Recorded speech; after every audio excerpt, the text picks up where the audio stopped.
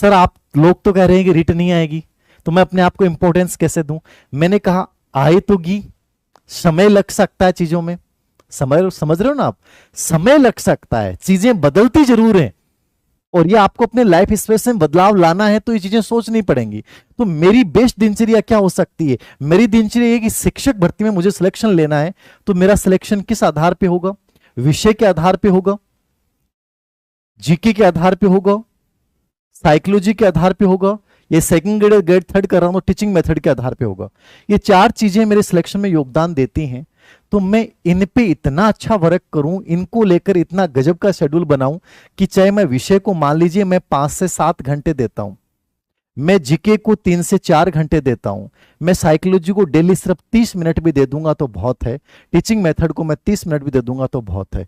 यदि आप इतना समय दे सकते हैं, मैं ये कह सकता हूं कि तुम्हें किसी दुनिया की कोई किताब पढ़ने की आवश्यकता, कोई गाइड पढ़ने की आवश्यकता नहीं है।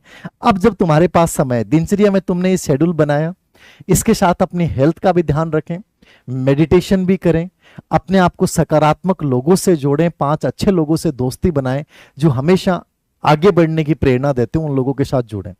इनके साथ जुड़ने के साथ आपको क्या करना है, एक टाइम टेबल बता रहा हूं, एक नॉर्मल। यदि आप पार्ट टाइम जॉब करते हैं तो इसमें आप 4 घंटे कर लें, इसमें आप 2 घंटे कर लें, इसमें आप 45 मिनट कर लें, कैसे भी कर लें। PYQ ये अपने जीवन का बेस बना लो, मतलब ओल्ड ईयर क्वेश्चन, ठीक है। इसको बेस बना लो कि दिन में जो भी टॉपिक पढ़ो उसके ओल्ड ईयर क्वेश्चन पेपर आप जरूर रीड करो। कोई मॉडल पेपर पढ़े या नहीं पढ़े, अब ओल्ड ईयर क्वेश्चन पेपर का मतलब ये नहीं कि आप 2010, 11, 12 के देखो, आप 2016 से लेकर और 2024 तक के पेपर देखो। 16 भी हटा दो, आप 2019 से लेके 24 तक के पेपर एनालिसिस करो। बहुत ज्यादा पुराने पेपर देखने की आवश्यकता नहीं होती, एक अच्छा तरीका है। नंबर 2 सर, एक बेहतरीन किताबें क्या हो सकती हैं, पुस्तकें क्या हो सकती हैं? देखो हर किताब बेहतरीन होती है, हर पब्लिकेशन अपना बेटर निकालता है, कोई पब्लिकेशन कमी नहीं छोड़ना चाहता। जब समय हो तो कुल मिला के डिटेल में पढ़ना चाहिए, समय हो तो।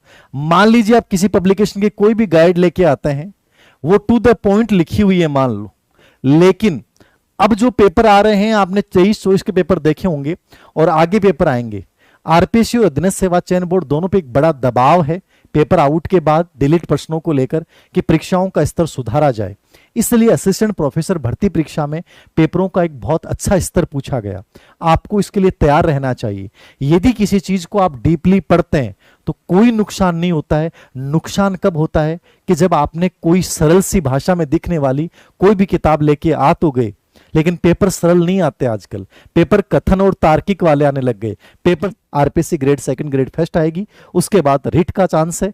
तो इसके अकॉर्डिंग अपने पैटर्न को फॉलो करें, व्यवस्थित बनाएं, फिर भी कोई और चीज होगी मैं आपको अपडेट दूंगा।